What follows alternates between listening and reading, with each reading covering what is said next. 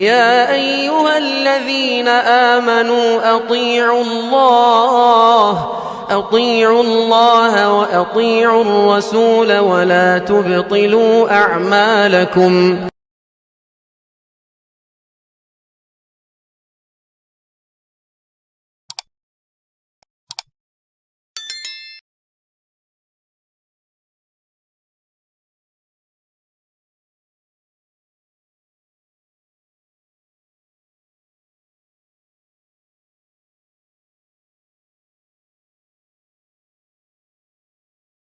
अस्सलामु अलैकुम वरहमतुल्लाहि वबरकातुह। बिस्मिल्लाहिर्रहमानिर्रहीम। अल्हम्दुलिल्लाहि रब्बिल आलमीन व बिही नस्तईन वस्सलातु वस्सलामु अला रसूलिहिल अमीन नबिय्यिना मुहम्मदिन व अला आलिहि व अस्हाबिहि अजमईन व मन तबिअहुम बि इहसानिन इला यौमिद्दीन। अम्मा बाद। अऊज़ु बिल्लाहि मिनश शैतानिर रजीम। बिस्मिल्लाहिर रहमानिर रहीम। वअलमू अन्नमा अम्वालुकुम व औलादुकुम फितना व अन्नल्लाह इंदहु अज्रुन अज़ीम। रब्बि इश्रह ली सदरी व यस्सिर ली अमरी वहलुल उक़दतम मिन लिसानी यफ़क़हू क़ौली। रब्बि ज़िदनी इल्मा। अल्लाहुम्मा सल्लि व सल्लिम अला नबिय्यिना मुहम्मदिन सल्लल्लाहु अलैहि वसल्लम व बारिक अलैहि। मुहतरम हाज़िरीन मजलिस, आज के इस दर्स में आपके सामने जिस उन्वान पर थोड़ी देर गुफ्तगू करना है, आपने सुना कि औलाद की तरबियत में माँ बाप का, वालिदैन का अहम किरदार। इंशाअल्लाह चंद बातें पॉइंट की रोशनी में आपको समझाने और आपको बताने की कोशिश होगी। हम सब जानते हैं कि औलाद कितनी बड़ी नेमत है और कितना बड़ा सरमाया है कि अगर ये औलाद नेक है तो इंसान मर जाता है फिर भी उसकी नेकियों का सिलसिला जारी रहता, क्योंकि नेक औलाद वो छोड़कर दुनिया में गया है जो उसके लिए दुआएं करती है। तो बहुत बड़ा सरमाया है, आपका बहुत बड़ा इन्वेस्ट है अगर औलाद नेक है तो। लेकिन औलाद नेक कब होगी और औलाद की अच्छी तरबियत कैसे होगी, किन किन चीज़ों का ख्याल रखना चाहिए? तो देखिए, सबसे पहली बात यह है कि औलाद की तरबियत पैदाइश के बाद शुरू नहीं होती, बल्कि औलाद की तरबियत औलाद की पैदाइश से बहुत पहले इसका आगाज़ हो जाता है। इसलिए कि औलाद पैदा होती है एक मर्द और एक औरत के मिलाप से। अगर इन दोनों में से कोई बिगड़ा हुआ है, कोई अच्छा नहीं है, तो ऐसी सूरत में मुमकिन है कि औलाद भी अच्छी ना पैदा हो। इसीलिए हमेशा बुनियाद ठीक होना चाहिए, तब जाकर के दीवारें ठीक होती हैं। बुनियाद कमज़ोर है तो दीवार भी कमज़ोर होगी, इमारत और बिल्डिंग भी कमज़ोर होगी। और इसकी एक मिसाल आप देखिए, हज़रत अस्मा रज़ियल्लाहु ताला अन्हा है। किसकी बेटी हैं? किसकी बेटी हैं? अबू बकर सिद्दीक़ रज़ियल्लाहु अन्हु की बड़ी बेटी। बड़ी प्यारी, अच्छी, नेक खातून हैं, सहाबियाँ हैं और इस उम्मत के सबसे अफजल इंसान की बेटी हैं। घराना मालदार है, अब्बा मालदार हैं, घर में लौडियाँ हैं, ग़ुलाम हैं। हज़रत अबू बकर सिद्दीक़ रज़ियल्लाहु ताला अन्हु ने निकाह कर दिया अपनी बेटी अस्मा रज़ियल्लाहु ताला अन्हा का। किससे? किससे? ज़ुबैर रज़ियल्लाहु ताला अन्हु से। ज़ुबैर बिन अव्वाम किस में से हैं? अशरा मुबश्शरा में से। वो 10 सहाबा जिन्हें जन्नत की खुशखबरी इसी दुनिया में नबी सल्लल्लाहु अलैहि वसल्लम ने दी। लेकिन माल के नाम पर कुछ नहीं है, सिवाय उनके अपने घोड़े के। माल के नाम पर कुछ नहीं है, बहुत ज़्यादा नहीं है उनके पास। और अबू बकर रज़ियल्लाहु अन्हु बड़े मालदार, लेकिन अपनी बेटी का निकाह कर दिया दीनदारी देख करके। अबू बकर सिद्दीक़ रज़ियल्लाहु अन्हु ने किससे? ज़ुबैर बिन अव्वाम रज़ियल्लाहु ताला अन्हु से। सिर्फ दीनदारी देखा। आप जानते नतीजा क्या आया? कौन पैदा हुआ? अब्दुल्ला बिन ज़ुबैर। अब्दुल्ला बिन ज़ुबैर रज़ियल्लाहु ताला अन्हु कमांडर हैं, जर्नैल हैं। नबी सल्लल्लाहु अलैहि वसल्लम की अहादीस का बहुत बड़ा ज़ख़ीरा उम्मत तक पहुंचाया उन्होंने। और मदीने में पैदा होने वाले सबसे पहले लड़के हैं अब्दुल्ला बिन ज़ुबैर रज़ियल्लाहु ताला। जब सहाबा मदीना आए तो सहाबा को औलाद नहीं हो रही थी, तो मुनाफिकीन ने सताना शुरू किया, या यह कह लीजिए मक्के वालों ने कहना शुरू किया कि उनकी वहाँ की आबो हवा के शिकार हो गए हैं, या इनकी औरतें बाज हो गई हैं और इनके साथ ऐसा हो गया ऐसा हो गया। तो अब्दुल्ला बिन ज़ुबैर रज़ियल्लाहु ताला अन्हु की पैदाइश ही सबसे पहले मदीने के अंदर। तो पैदाइश से पहले ही औलाद की तरबियत का सिलसिला शुरू होता है, जिसमें माँ बाप दोनों को अपना किरदार पेश करना। इसीलिए नबी सल्लल्लाहु अलैहि वसल्लम ने क्या फरमाया? दीनदार लड़की देखकर शादी करो, वरना तरीबत यदाक, तुम्हारे दोनों हाथ खाक आलूद हो जाएंगे, नुकसान उठाना पड़ेगा। और लड़के के बारे में क्या कहा? जब तुम्हारे पास किसी ऐसे लड़के का रिश्ता आए जिसका दीन भी अच्छा हो, जिसके अखलाक भी अच्छे हो, तो अपनी बेटी की शादी कर दो उससे, वरना ज़मीन में लंबा चौड़ा फितना और फसाद पैदा होगा। ये पहली चीज़ कि औलाद की तरबियत में, औलाद के ताल्लुक़ से माँ बाप का सबसे पहला और बड़ा किरदार ये है कि अपनी औलाद की पैदाइश से पहले ही बुनियाद वो मजबूत करें। दुनियादारी, मालदारी, खूबसूरती, ये दीनदारी के बाद आता है। पहले आप, ऐसा नहीं है कि मालदारी मत देखिए, खूबसूरती मत बिल्कुल देखिए, ख़ानदान भी देखिए, बिल्कुल देखिए, लेकिन पहले दीनदारी देखिए। दीनदारी से कॉम्प्रोमाइज़ मत कीजिए। बाकी चीज़ों से आप समझौता कर लीजिए, लेकिन दीनदारी से समझौता मत कीजिए। ये पहली बात। दूसरी बात क्या है? शादी हो गई, जोड़ा ठीक है, नेक है। अब इन दोनों को चाहिए कि नेक औलाद की दुआ करें, सिर्फ औलाद की नहीं। हमारे यहाँ लोग औलाद चाहते हैं और उसी के लिए दुआएं भी करते हैं, जबकि औलाद, नेक औलाद का सवाल करना चाहिए। अंबिया की दुआएं आप देखिए। इब्राहिम अलैहिस्सलाम की दुआ, रब्बि हबली मिनस सालिह, ऐ मेरे रब मुझे नेक औलाद दे। हज़रत ज़करिया कहते हैं, रब्बि हबली मिन लदुनका ज़ुर्रियतन तय्यिबा, ऐ मेरे रब एक एक जो है अच्छी ज़ुर्रियत दे दे। रब्बि हबली मिन लदुनका वलिया, ऐ अल्लाह अपनी तरफ से एक वारिस दे दे। रब्बी ला तज़रनी फ़र्दन व अंता खैरुल वारिसीन, अल्लाह मुझे अकेला ना छोड़ना, तो सबसे बेहतरीन वारिस अता करने वाला। तो नबी, अंबिया सवाल कर रहे हैं अल्लाह से औलाद का, तो क्या सवाल कर रहे हैं? नेक औलाद का। और मोमिनों की सिफ़ात में अल्लाह ने क्या कहा? मोमिन दुआ करते हैं, क्या कहते हैं? रब्बना हब लना मिन अज़वाजिना व ज़ुर्रियातिना क़ुर्रत अयुन, अल्लाह हमारे जोड़ों को और हमारी ज़ुर्रियत को हमारी आंखों की ठंडक बना दे। वजअलना लिलमुत्तक़ीन इमामा, और हमें मुत्तक़ियों का इमाम बना दे। तो नेक औलाद की दुआ करें। इस हवाले से अभी आखिर में एक वाक़या मैं आपके सामने ज़िक्र करूँगा जब एक और बात आएगी। ये दूसरा पॉइंट। तीसरा पॉइंट क्या है? अब अगर अल्लाह की तरफ से मुक़द्दर हो जाता है और आपको एक खुशखबरी मिलती है कि अल्लाह आपको औलाद की नेमत अता करने वाला, तो ये जो हमल का दौरानिया है, जिसकी मुद्दत 9 महीने या जो भी है, इस दौरान मुसलसल दुआएं करते रहना चाहिए, मुसलसल। हज़रत मरियम अलैहिस्सलातु वस्सलाम जब अपने माँ के पेट में थी, हमल से थी, उनकी माँ वालिदा, तो उनकी माँ ने क्या नज़र मान लिया?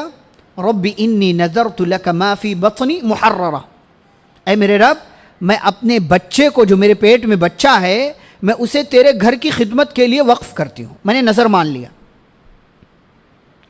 लेकिन जब उनके यहाँ औलाद हुई, डिलीवरी हुई, तो उनके यहाँ लड़का नहीं बल्कि लड़की पैदा हुई। तो उन्होंने कहा अल्लाह मेरे यहाँ लड़की पैदा हुई, मैं ये सोच रही थी कि लड़का पैदा होगा और लड़का तेरे घर की खिदमत करेगा, लेकिन मस्जिद की खिदमत जैसे लड़का कर सकता है वैसे लड़की नहीं कर सकती है। अब यहाँ मेरे यहाँ लड़की पैदा हुई, फिर भी उन्होंने क्या किया, क्या कहा, अल्लाह मैंने इस बच्ची का नाम क्या रखा है, मरियम। व इन्नी उईदुहा बिका व ज़ुर्रियतहा मिनश-शैतानिर रजीम।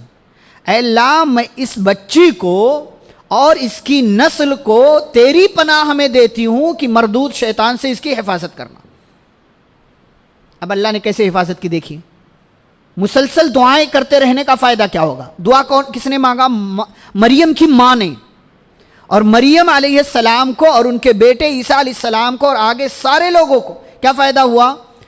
जब मरियम अलैहिस्सलाम पैदा हुई, ईसा अलैहिस्सलाम जब पैदा हुए अपनी माँ के पेट से, आप जानते हैं प्यारे नबी सल्लल्लाहु अलैहि वसल्लम फरमाते हैं जब बच्चा पैदा होता है तो शैतान उसको कचोके लगाता मारता है, उसी की वजह से बच्चा रोता है, बच्ची रोती है। इससे दो लोग बचे, एक मरियम और उनके बेटे ईसा अलैहिस्सलाम। क्यों, माँ ने दुआ मांगा था। मरियम अलैहिस्सलाम थोड़ी बड़ी हुई तो अल्लाह ने किसकी किफ़ालत में दे दिया, ज़करिया अलैहिस्सलाम के। एक नबी किफ़ालत कर रहे हैं, उनकी तरबियत कर रहे हैं, किसकी दुआ, माँ की। और आगे बढ़े, मरियम अलैहिस्सलाम को अल्लाह बिन मौसम के रोज़ी दे रहा, फल दे रहा है। ज़करिया अलैहिस्सलाम भी हैरान होते हैं कि मैं ला करके नहीं दे रहा हूं, कौन ला रहा। तो मरियम कहती है अल्लाह के पास से आ रहा।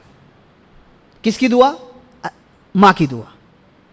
मरियम अलैहिस्सलाम बड़ी हो गई, अल्लाह ने ऊंचा मकाम दिया, कहा मरियम मैंने तुम्हें चुन लिया, तुम्हारा इंतखाब कर लिया। और प्यारे नबी सल्लल्लाहु अलैहि वसल्लम फरमाते हैं कि औरतों में से 4 औरतें बड़ी बाकमाल हुई, आसिया, मरियम, खदीजा, आयशा और बाज़ रिवायतों में फ़ातिमा रज़ियल्लाहु अन्हा का। तो एक खातून कौन है, मरियम। किसकी दुआ, माँ की दुआ। ईसा अलैहिस्सलातु वस्सलाम माँ के ज़रिए पैदा होते हैं, सिर्फ अल्लाह ताला मोजज़े के ज़रिए पैदा करा, इतना ऊंचा मकाम दे रहा है माँ को, मरियम को और ईसा अलैहिस्सलाम को। किसकी दुआ है पीछे, मरियम की माँ की दुआ। और अल्लाह ने एक तोहमत से, एक इल्ज़ाम से बचा करके दूध पीते बच्चे को बोलने की ताकत दे दी। किसकी दुआ है, पीछे माँ की दुआ है। मुसलसल दुआएं करते रहना। आपका बच्चा, आपकी बच्ची माँ के पेट में है, डिलीवरी का टाइम है, डिलीवरी के बाद का मरहला है, बच्चा छोटा है, मुसलसल दुआएं करते रहना। ये माँ बाप दोनों का किरदार है और बहुत बड़ा किरदार है, बहुत अहम किरदार है। नंबर 4, जब बच्चा हमल के दौरान माँ के पेट में है तो बतौर ख़ास माँ को चाहिए कि हर किस्म की बुराई से, गुनाह के काम से दूर रहे, क्योंकि डायरेक्ट इनडायरेक्ट असर उसका बच्चे पर जाता है। और दुनियावी हिसाब से देखिए तो इसीलिए डॉक्टर, बच्चा सेहतमंद पैदा हो इसीलिए डॉक्टर कहते हैं अच्छी अच्छी ग़िज़ाएं खाना चाहिए, माँ को टेंशन नहीं होना चाहिए, हर किस्म की तकलीफ़ से बचाओ, आराम दो, राहत दो। ये दुनियावी एतबार से। दीन के एतबार से क्या है, बुराई से बचो, गुनाह के काम से बचो, नेकी के काम करो, नमाज पढ़ो, दुआएं करो, तहज्जुद का एहतमाम कर सकते हो तहज्जुद का एहतमाम करो, कुरान की तिलावत करो। ये हमल के दौरान ये सब काम करते रहना चाहिए। इसका सीधा असर बच्चे पर पड़ता है जो माँ के पेट में मौजूद है। ये नंबर 4। नंबर 5, अब अल्लाह का फजल हुआ, उसकी इनायत हुई, बच्चा पैदा हो गया, तो अब सुन्नत के हिसाब से उसका जो है अकीका कीजिए और उसका अच्छा सा नाम रखिए। नामों का असर होता है। हमारे यहाँ लोग आज ड्रामों से नाम लेकर के औलाद करते। बाज़ दफ़ा लोग फ़ोन करते हैं, कहते ऐसा नाम बताओ जो किसी का नहीं हो। कहाँ से लाएं, ऐसा नाम कहाँ से लाएं। फिर वो लोग ड्रामों से नाम लेते हैं, फिर वो बाज़ दफ़ा हर जगह बच्चे को वजाहत करनी पड़ती है, मेरे नाम का मतलब ये है, मेरे नाम का मतलब ये है, मेरे नाम का मतलब ये है। अजीब अजीब लोगों ने नाम रखा हुआ है। और कहीं तो रिवाज चलता है कुरान में जो लफ्ज़ भी मिल जाए सब अच्छा है, कुरान का जो है लफ्ज़ नाम रख दो। नामों के ताल्लुक़ से हमारे यहाँ बड़ी कोताहियाँ, बहुत कोताहियाँ। सईद बिन मुसय्यिब रहिमहुल्लाह कहते हैं उनके दादा का नाम हज़न था। हज़न का मतलब गम, परेशानी। सहाबी हैं सईद बिन मुसय्यिब बहुत बड़े ताबई हैं। इनके अब्बा मुसय्यिब सहाबी और इनके दादा हज़न, ये भी सहाबी। नबी सल्लल्लाहु अलैहि वसल्लम ने उनसे कहा कि चाहो तो अपना नाम बदल लो, हज़न कोई अच्छा नाम नहीं है, इसका मतलब होता है टेंशन, गम। अल्लाहुम्मा ला सहला इल्ला मा जअलतहु सहला व अंता तजअलुल हज़्न इज़ा शि'ता सहला। हज़न मतलब गम होता है, टेंशन होता है। तो उन्होंने नाम नहीं बदला, नबी का मशवरा था। सईद बिन मुसय्यिब रहिमहुल्लाह कहते हैं मेरे ख़ानदान में ये असर बराबर रहा कि कोई ना कोई किसी ना किसी टेंशन में हमेशा मुब्तला रहा। नामों का असर होता है, नामों का इम्पैक्ट, इफेक्ट, उसका असर होता है बच्चे पर। तो अच्छा नाम रखिए, सहाबा के नाम पर, सहाबियात के नाम पर। वो कहीं ना कहीं अच्छी नीयत के साथ अच्छा नाम रखेंगे, असर आएगा। और मॉडर्न नाम, अलग नाम, यूनिक नाम, ये नाम वो नाम, ये सब बिला वजह के चोंचले हैं, इन सब से बचना चाहिए। ये पांचवी चीज़, पांचवा जो अहम किरदार है माँ बाप का औलाद की तरबियत के हवाले से। छठी बात क्या है कि बच्चा जैसे बड़ा हो रहा है। अच्छा, यहाँ पर एक और चीज़, कल ही किसी आलिम का मैंने फतवा पढ़ा, बाज़ औरतें बड़ी कोताह होती हैं और आराम की खातिर अपने आप को जो है बच्चे को जो दूध देती हैं, वो हालांकि उनके यहाँ दूध आ रहा है, अल्लाह की तरफ से रोज़ी आ रही है बच्चे के लिए, लेकिन वो दूध पिलाने के बजाय बच्चे को डब्बे का दूध पिलाती। ये बच्चे का हक छीनना हुआ। जो ग़िज़ा बच्चे को माँ के दूध से मिलेगी वो दुनिया के डब्बों से और जो है ये सारी चीज़ों से नहीं मिल सकती। ये बच्चे का हक है कि माँ उसको दूध पिलाए, अगर अल्लाह ने उसके यहाँ दूध मैसर कर रखा। और अगला काम इसी में क्या है, बच्चा जब बोलना शुरू करे। हमारे यहाँ तो आजकल ये अंग्रेज़ी का, इंग्लिश का खुमार इतना है कि बच्चे को जैसे बोलना शुरू करता है उसको इंग्लिश के अल्फाज हम जो है याद करवाना शुरू कर देते। बेटा ये क्या है, ये बकेट है, ये क्या है, ये फलां है, ये बेड है, ये क्या है, ये शू है।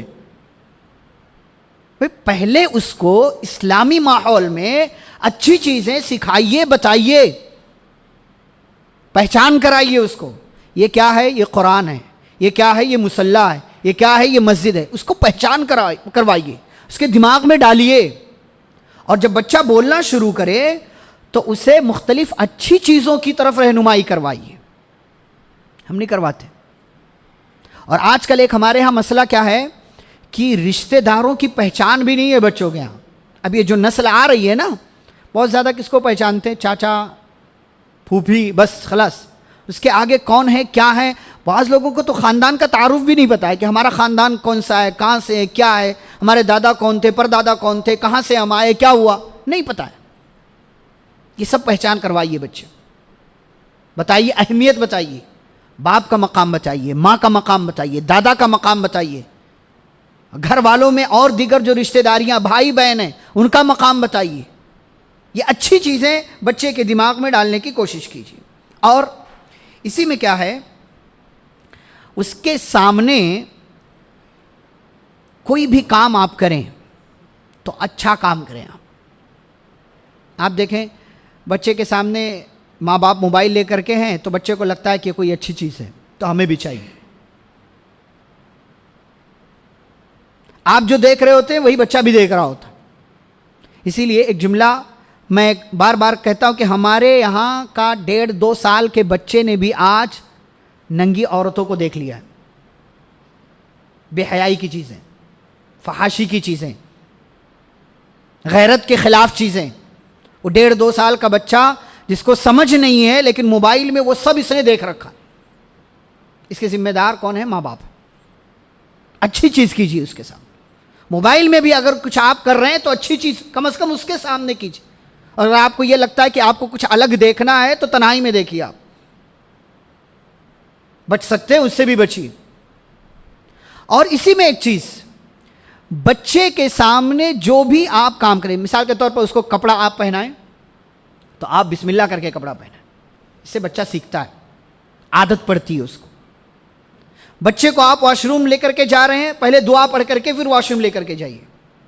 कपड़ा निकाल रहे हैं तो आप बिस्मिल्लाह करके कपड़ा निकालिए। जो भी दुआएं हैं, जो भी चीज़ें हैं, खाने पीने की तमाम तर चीज़ें। नबी सल्लल्लाहु अलैहि वसल्लम के पास छोटे से सहाबी हैं, बैठे हुए थे, तो नबी सल्लल्लाहु अलैहि वसल्लम, उनका हाथ पूरे बर्तन में चल रहा था। आपने क्या कहा? या गुलाम सम्मिल्लाह, ए बच्चे बिस्मिल्लाह पढ़ करके खाओ। वकुल बियमीनिक, राइट हैंड से, दाएं हाथ से खाओ। वकुल मिम्मा यलीक, जो सामने है वो खाओ, पूरे बर्तन में हाथ मत घुमाओ। ये तरीक़ा है, ये तालीम है, ये तरबियत है जो प्यारे नबी सल्लल्लाहु अलैहि वसल्लम ने एक छोटे से बच्चे की। और इसी मरहले में अपने बच्चे को अक़ीदा बताइए। जो बुनियादी चीज़ें हैं अक़ीदे की, अल्लाह की पहचान, रसूलुल्लाह सल्लल्लाहु अलैहि वसल्लम की पहचान, कुरान, दीगर तमाम तर इस्लाम के अरकान, ईमान के अरकान, इन सब अकाइद की बुनियादी चीज़ों की आप उसे पहचान करवाई। इसलिए कि बचपन में अक़ीदा मजबूत हो गया तो फिर हमेशा रहेगा। अल इल्मु फ़िस्सिग़र कन्नक़्शि अलल हजर, बचपन में जो बच्चे को आप सिखा देते हैं वो पत्थर की लकीर बन जाता। तो वहीं से उसका अक़ीदा मजबूत कीजिए। नबी सल्लल्लाहु अलैहि वसल्लम छोटे से बच्चे अब्दुल्लाह बिन अब्बास को क्या कहते हैं कि ए बच्चे, इहफ़ज़िल्लाह यहफ़ज़का, अल्लाह को याद करो, अल्लाह तुम्हें याद करेगा। इहफ़ज़िल्लाह तजिदहु तुजाहक, अल्लाह को याद रखो, हमेशा अल्लाह को अपने सामने पाओगे, यानी मुश्किल घड़ी में तुम्हारी मदद करेगा। व इज़ा सअल्त फ़स्अलिल्लाह, जब कुछ मांगना है अल्लाह से मांगो। व इज़ा इस्तअनत फ़स्तइन बिल्लाह, मदद चाहिए अल्लाह से मदद तलब करो। और आपने कहा वअलम अन्नल उम्मत, ये बात याद रखो, पूरी कायनात जमा हो जाए तुम्हें तकलीफ़ पहुँचाने के लिए नहीं पहुँचा सकती मगर उतना ही जितना अल्लाह ने तुम्हारे मुक़द्दर में लिख दिया। और अगर सब जमा हो जाए कि तुम्हें नुकसान पहुँचाएँ, नहीं पहुँचा सकते मगर उतना ही जितना अल्लाह ने तुम्हारे मुक़द्दर में लिख दी। ये अक़ीदा है। बच्चे को बताइए कि कायनात में कोई नफ़ा नुकसान का मालिक नहीं सिवाय अल्लाह के। आपका कोई कुछ नहीं बिगाड़ सकता जब तक अल्लाह ना चाहे। अल्लाह आपके काम आने वाला, अल्लाह आपकी बिगड़ियाँ बनाने वाला, अल्लाह हर चीज़ पर कादिर है। उसे बताइए कि कायनात की सारी ताकतें मिल करके आपको ज़र्रा बराबर फ़ायदा या नुकसान नहीं पहुँचा सकती। ये अक़ीदा ठीक कीजिए। और बतौर ख़ास दुआओं का एहतमाम करवाइए बच्चे को। अच्छा, एक मसला हमारे यहाँ है कि आज हम बच्चे को दुआ पढ़ करके सिखाते हैं, अच्छी बात है, लेकिन बच्चे को टाइटल के साथ नहीं बताते। अभी बहुत से बच्चे ऐसे होते हैं स्कूल में पढ़ने वाले, उनको कहो कि सूरतुल फील पढ़ो तो कहेंगे शुरू का बोलो, स्टार्टिंग का बोलो। हम ये जो स्टार्टिंग वाला पॉइंट पकड़ाते ना, गलत है। बच्चे को नाम के साथ, ये दुआ है किस टाइम की है, किस वक्त की है, ये सूरा है, क्या नाम है इसका, इस नाम के साथ बच्चे को याद करवाइए। इस नाम के साथ बच्चे को याद करवाइए और दुआओं पर खुसूसी तवज्जो दीजिए। दुआएं बच्चे को ख़ास तौर से याद करवाने की कोशिश कीजिए।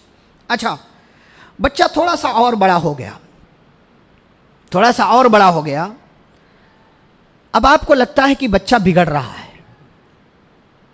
आपकी अच्छी तरबियत के बावजूद बच्चा बिगड़ गया, तो बिगड़ सकता है, बिगड़ सकता है बच्चा। नूह अलैहिस्सलाम का बच्चा बिगड़ गया, बिगड़ सकता है, औलाद बिगड़ सकती है अच्छी तरबियत के बावजूद। तो फिर भी उसको बद्दुआ मत दीजिए, औलाद को कभी भी बद्दुआ मत दीजिए। इस सिलसिले में एक वाक़या है, आप जानते हैं शेख अब्दुल रज़्ज़ाक़ अल बद्र हफ़िज़हुल्लाह, जो मदीने के बहुत बड़े आलिम हैं, उन्होंने वाक़या सुनाया कि एक बंदा कहीं से उम्रा के लिए आया और ख़ाने काबा में तवाफ़ करते हुए वो मुल्तज़म एक जगह है ख़ाने काबा में, आप जानते होंगे हजर अस्वद और ख़ाने काबा का जो दरवाज़ा है उसके दरमियान का जो हिस्सा है उसे मुल्तज़म कहते हैं। ये तकरीबन 2 मीटर का एरिया है। वहाँ आप काबे की दीवार से चिमट कर, उस मुल्तज़म से चिमट कर दुआ करते हैं, आपकी दुआ कबूल होती, अगर मौका मिले तो ज़रूर। इसीलिए हजर अस्वद के बाद सबसे ज़्यादा भीड़ वहीं होती। तो वो बंदा काबे की दीवार से चिमट कर रो रो कर अल्लाह से दुआएं करने लगा कि अल्लाह मुझे औलाद दे दे। उसके पास औलाद नहीं थी। वहीं आप जानते हैं पुलिस वगैरह की ड्यूटी रहती है, ड्यूटी करते हैं वो, तो उसके रोने का, उसके मांगने का अंदाज़ ऐसा था कि एक पुलिस वाले की नज़र में वो आ गया। वो पुलिस वाले ने नोटिस किया और वो जो है उसके दिमाग में बस गया। ये बंदा गया और अल्लाह ने उसको औलाद भी दे दी, उसकी दुआ कबूल हो गई।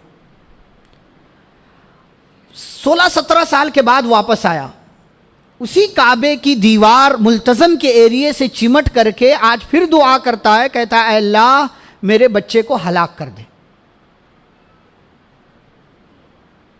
मेरे बच्चे को हलाक कर दे। आज भी रोने का, बच्चा बिगड़ा हुआ था, नालायक, तो कहा अल्लाह मेरे बच्चे को हलाक कर दे। आज भी उसी पुलिस वाले की ड्यूटी है। उसने देखा, फौरन उसके दिमाग में आया कि हो ना हो ये वो बंदा वही है।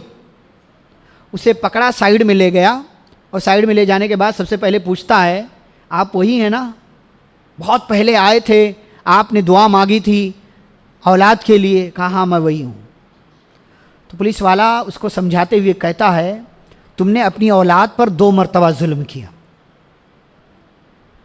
तुमने अपनी औलाद पर 2 मरतबा जुल्म किया। पहली मरतबा जब तुम औलाद मांग रहे थे तो तुमने सिर्फ औलाद मांगा, नेक औलाद नहीं मांगा। तो नेक औलाद मांगा होता तो ये नौबत नहीं आती। चलो ठीक है, पहली मरतबा जुल्म किया तो समझ में आया, अल्लाह ने दुआ कबूल की, औलाद दे दिया। आज दूसरा जुल्म ये तुम कर रहे हो कि अपने बच्चे की हिदायत की दुआ करने के बजाय उसके लिए हलाकत की दुआ कर रहे हो। इतना उसने कहा और ले जाकर के फिर वहीं छोड़ दिया। उस बंदे ने, उसको अपनी गलती समझ में आई, उसने हलाकत की बद्दुआ करने के बजाय हिदायत की दुआ की, और अगले साल फिर उम्रा के लिए आया, लेकिन इस बार अकेले नहीं आया था, इसके साथ उसका अपना बच्चा भी। पुलिस वाला आज भी उसकी ड्यूटी वही है, ले जाकर के साइड में पूछता है, भाई क्या माजरा है? तो बच्चा बताता है कि मैं बहुत बिगड़ा था, नालायक था, माँ बाप का नाफरमान था, लेकिन पिछले साल मेरे अब्बा जब यहाँ आए थे उम्रा के लिए, अल्लाह ताला ने मुझे हिदायत दे दी और मैं सारी बुराइयों से मैं तौबा करके माँ बाप का फरमा बरदार हो गया, मैं नेकियां करना शुरू कर दिया, और आज हालत ये है कि अपने अब्बा के साथ मैं उम्रा करने के लिए।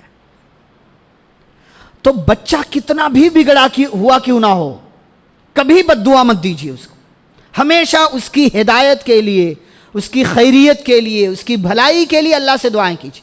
और ये बात याद रखिए कि माँ बाप की दुआएं औलाद के हक़ में कबूल होती। बाप का तो नाम लेकर के अल्लाह ने कहा, प्यारे नबी सल्लल्लाहु अलैहि वसल्लम ने कहा कि वदाअवतुल वालिदी लिवलदिही, बाप की दुआ औलाद के हक़ में अल्लाह ज़रूर कबूल करता है। और बाप से 3 दर्जा ज़्यादा मकाम है माँ का, तो माँ को और ज़्यादा ख्याल रखना चाहिए। ये एक चीज़। अच्छा, उसके बाद देखिए 2-3 और बातें हैं, उसके बाद बता करके इंशाल्लाह बात खत्म। यहाँ एक और चीज़, बच्चा बड़ा हो रहा है तो उसके लिबास का ख़ास ध्यान दीजिए आप। आज हमारे यहाँ क्या मसला है कि बतौर ख़ास बच्चियों के हवाले से बहुत बड़े मसाइल हैं। बच्चियों को किसी भी टाइप का लिबास पहना रहे हैं हम, किसी भी टाइप का। बच्चियाँ 10-11 साल की हो गई, आप देखो बाहर निकलती हैं वो टाइट कपड़े पहने हुए हैं, जीन्स पहनी हुई है, टी शर्ट पहना हुआ है। और हमारे यहाँ कुल इस्लामी लिबास, हम ये समझते हैं कि बच्चियों को स्कार्फ पहना दो तो हमारी बच्ची इस्लामी लिबास में। तरबियत बचपन से शुरू हो। आप उसको जींस क्यों पहना रहे हैं? आज आप जींस पहनाएंगे, कल वो खुद पहनेगी, खुद खरीदेगी, फिर आपके मानने से भी नहीं मानेगी, क्योंकि आपने बचपन में पहनाया। इस्लामी लिबास पहनाइए उसको, जो भी इस्लामी लिबास। ये टाइट कपड़े पहना करके बतौर ख़ास जो जिस्म से चिपके हुए कपड़े हों, ये बच्ची 10 साल की गर्चे है लेकिन बाहर निकलती है, आपको नहीं पता कि कैसी कैसी नज़र वाले लोग होते। और शॉर्ट लिबास, हमारे यहाँ कुछ मुसलमान अपने गैर जो है गैर के स्कूलों में भेजते हैं, जहाँ बच्चे तो फुल लिबास पहन रहे हैं लेकिन बच्चियाँ हाफ पहन रही, आधे यहाँ घुटने से ऊपर। औरत मुकम्मल पर्दा है। बच्ची को पर्दा बचपन से आप सिखाइए, बताइए हिजाब क्या होता है, उसके जिस्म की अहमियत क्या है, उसको उसकी हिफाजत करना है। गैर की नज़र बचपन से ना पड़े, हमेशा ख्याल रखना। यहाँ तक कि बच्ची 1, 1.5, 2 साल की हो, कोशिश ये होनी चाहिए कि उसके जिस्म के आज़ा कोई और ना देखे। उसकी सफाई, उसकी गंदगी की सफाई का मामला हो, लोगों के सामने नहीं करना चाहिए। ये बहुत अहम चीज़ है, ख्याल रखना चाहिए इसका, जो जिसका ख्याल हमारे यहाँ लोग नहीं रखते, बतौर ख़ास माओं को इस पर तवज्जो देना चाहिए। अच्छा, आखिरी बात है, वो बात यह है कि बच्चे बड़े हो जाएं, बहुत बड़े, 30 साल का भी बच्चा हो गया, तो तरबियत सिर्फ आपको 5, 10, 12, 15 साल तक नहीं करना है। वो ठीक है कि 7 साल का हो जाए, नमाज की नसीहत करो और तरबियत करो, सिखाओ, 10 साल तक उसकी तरबियत। मसला यह है कि आज हम 2 साल के बच्चे को तो मस्जिद लेकर के आते हैं, लेकिन बच्चा 8-10 साल का होता है तो उसको साथ में मस्जिद लेकर के नहीं आते। हालांकि 2 साल वाले बच्चे को लेकर के बाप आए, ऐसी कोई मिसाल आपको सहाबा के यहाँ नहीं मिलेगी। आप बताइए कोई सहाबी अपने छोटे से बच्चे को मस्जिद लेकर के आए हो, 2 साल का है, 1.5 साल का है। वो तो औरतें आती थी, उनकी सफ़ों से आवाज़ आती थी नबी को बच्चों के रोने की, तो नबी नमाज मुख्तसर कर दिया करते थे। औरतें लेकर के आए, समझ में आता है, लेकिन मर्द यहाँ 2-1.5 साल के बच्चे को, 2.5 साल के बच्चे को लेकर के आते हैं, और यही मर्द जब उनका बच्चा 6, 7, 8 साल का हो जाता तो लेकर के नहीं आते कि चल तू भी, मैं जा रहा हूँ। हालांकि असल उम्र ये है बच्चे को मस्जिद लाने की। बच्चे को मस्जिद लाने की असल उम्र ये है कि बच्चा 7 साल का हो तो नमाज के ताल्लुक से, नसीहत के लिए, तरबियत के लिए, उसकी तादीब के लिए, अदब सिखाने के लिए मस्जिद लेकर के आई। 3 साल ट्रेनिंग का मरहला, 3 साल में सीख जाता है तो ठीक है, 10 साल का हो जाए तो मार सकते हो, गरचे फ़र्ज नहीं हुई है अभी उसके ऊपर। लेकिन ये नमाज की अहमियत है अपने आप में कि 10 साल का बच्चा नमाज नहीं पढ़ता तो उसको मार सकते हो। बहरहाल आखिरी बात क्या है, बच्चा बड़ा भी हो गया, 25 साल, 30 साल, 35 साल, 40 साल, 50 का भी हो गया, आप जिंदा हैं, अगर वो कुछ गलत करे ना, आप उसको तंबीह कीजिए। इस सिलसिले में बड़ी प्यारी सी मिसाल है याकूब अलैहिस्सलाम के, अल्लाह ने सूरतुल बकरा में जिक्र किया है कि याकूब अलैहिस्सलाम बीमार हैं, और वो बीमारी जो वफ़ात वाली है, मरज़ुल मौत। अपनी सारी औलाद को, सारे बच्चों को बुलाते हैं। कितने बच्चे हैं? 12 बेटे। उसमें एक बेटा कौन है? नबी। अब आप अहमियत देखिए, खुद बीमार हैं, बेटे सब बड़े हो गए हैं, उनमें एक बेटा नबी है, लेकिन फिक्र कितनी है याकूब अलैहिस्सलाम को अपनी औलाद की।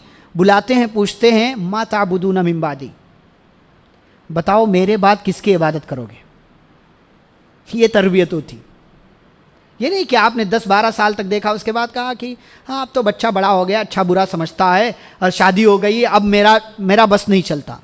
बस चले न चले, आप जिम्मेदारी निभाइए, आप अपना फ़र्ज़ पूरा कीजिए, तंबीह कीजिए, उसे बुरा लगता है लगने दीजिए, लेकिन आप समझाइए अच्छे से, प्यार से, मोहब्बत से, शफ़क़त से, अल्लाह का हवाला दे करके, दीन का हवाला दे करके समझाइए।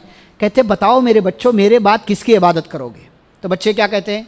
नअबुदु इलाहा का, हम आपके माबूद, व इलाहा आबाई का, आपके बाप दादा इब्राहीम, इस्माइल, इसहाक के माबूद, इलाहम वाहिदा, एक माबूद की इबादत करेंगे, व नहनु लहू मुस्लिमून, और हम उसके सामने सरेंडर होकर के रहेंगे, मुसलमान बन करके रहेंगे। अब आप सोचें, एक बाप जो खुद नबी है, बीमार है, बच्चे बड़े हो गए हैं, एक बेटा नबी है, वो सवाल कर रहा है, बच्चों की तरफ से इतना प्यारा सा जवाब मिल रहा है, एक बाप को कितनी तसल्ली और खुशी मिली होगी। बच्चा बड़ा हो जाए, उसको तंबीह करना मत भूलिए, ज़िंदगी के हर मोड़ पर उसका ख्याल रखिए, और बतौर ख़ास दुआएं करते रहिए।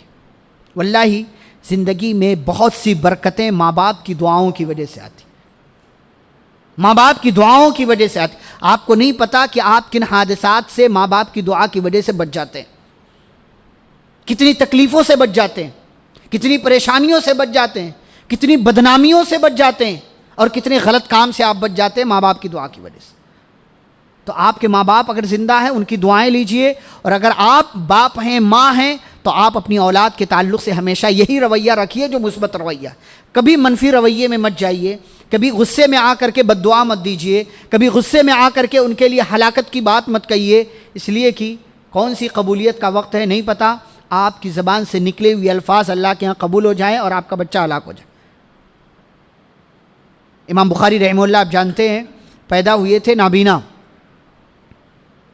बाप मुहद्दिस थे, माँ को फ़िक्र हो गई कि बच्चे को मैं आलिम बनाना चाहती हूँ, लेकिन उसके लिए इतनी बड़ी दुश्वारी है कि बच्चे की आँख ही नहीं है। आपको कहते हैं ना कि बच्चा ज़िद करके माँ बाप को मनवा लेता है, तो माँ ने अल्लाह से ज़िद करके मनवा लिया, दुआएं की, खूब दुआएं की, और माँ की दुआओं की वजह से अल्लाह ने बच्चे की आँख वापस कर दी। और इस आँख को इमाम बुखारी रहमहुल्लाह ने, वो बच्चा जो मोहम्मद बिन इस्माइल है, माँ की दुआ की वजह से आँख वापस मिली, बीनाई वापस मिली, दीन के लिए अपनी सारी आँखों की रोशनी लगा दिया, और इतना बड़ा नाम हुआ कि आप जानते हैं कि दुनिया उन्हें इमाम बुखारी रहमहुल्लाह के नाम से जानती। कुरान के बाद सबसे ज़्यादा सही किताब लिखी। तो माँ की दुआएं, बाप की दुआएं बंदे की, बच्चे की ज़िंदगी में बहुत बड़ा रोल प्ले करती हैं, बहुत बड़ा किरदार होता है इनका। तो अपनी औलाद के लिए हमेशा दुआएं कीजिए, चाहे औलाद ज़िंदा हो या इंतकाल हो गया हो। और इसी में अगर मैं ऐड करूं तो आप अपने माँ बाप के लिए, अगर आप औलाद हैं, अपने माँ बाप के लिए दुआएं कीजिए, चाहे वो ज़िंदा हो या उनकी वफ़ात हो चुकी हो। ये चंद बातें थीं जो औलाद की तरबियत में माँ बाप के अहम किरदार के हवाले से मैंने रखने की कोशिश की है। अल्लाह रब्बुल इज़्ज़त से दुआ है अल्लाह हम सभी को दुनिया के अंदर ज़िंदा रहते हुए जो भी हमारी ज़िम्मेदारियां हैं, हमारा किरदार है, हमें अपनी ज़िम्मेदारियां और अपना किरदार मुकम्मल तौर से निभाने की तौफ़ीक़ अता फ़रमाए। अल्लाह जब तक दुनिया में ज़िंदा रखे इस्लाम और ईमान पर, ख़ातिमा हो तो ख़ातिमा बिल खैर हो। व सल्लल्लाहु तआला अला नबीना मुहम्मद व अला आलिहि व अस्हाबिहि अजमईन। रब्बना तक़ब्बल मिन्ना इन्नका अंतस समीउल अलीम। वस्सलामु अलैकुम व रहमतुल्लाहि व बरकातुहू।